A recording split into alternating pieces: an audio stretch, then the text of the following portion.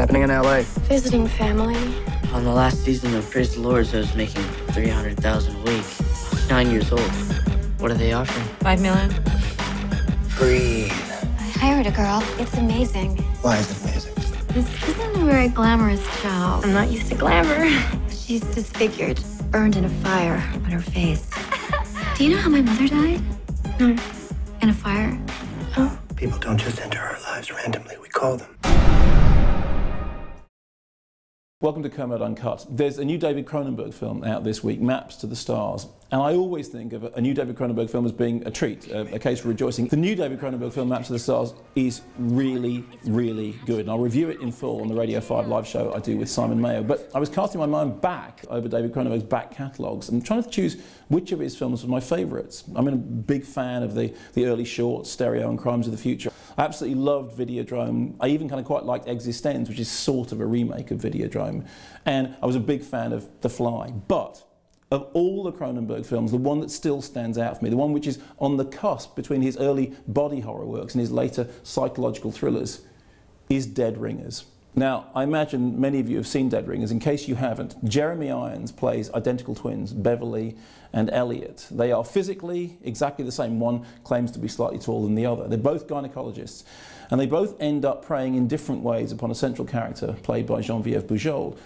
The film was made at a time when digital imaging was really a thing of the future. It was done with motion-controlled cameras, and back then it was extraordinary that you could have one actor playing two parts side by side on screen and really not see the join. But what makes Dead Ringers such an extraordinary piece of work is the performance, or more accurately, the performances, which Jeremy Irons gives.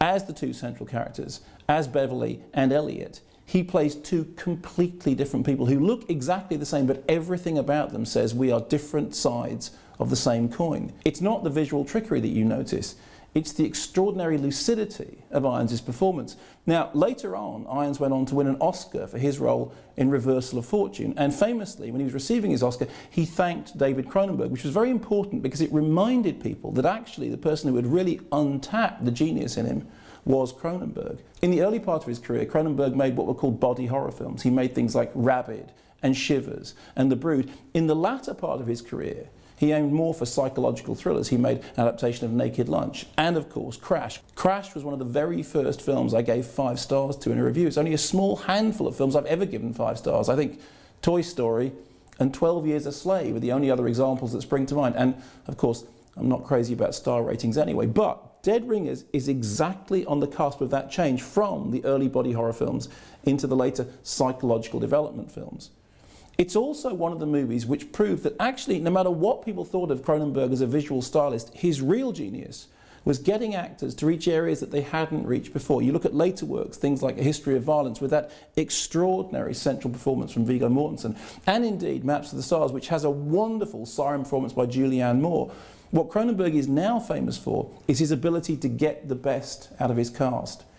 Go and see Maps to the Stars, and I hope you enjoy it, or maybe that's the wrong word, I hope you get as much out of it as I did. But get Dead Ringers out on DVD or Blu-ray or download it.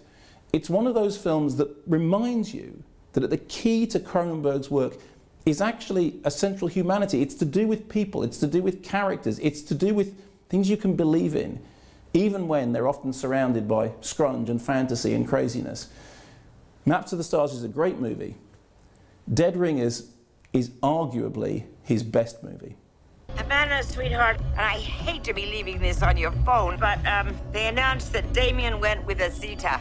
I know and I respect the reasons why it was so important to you, but...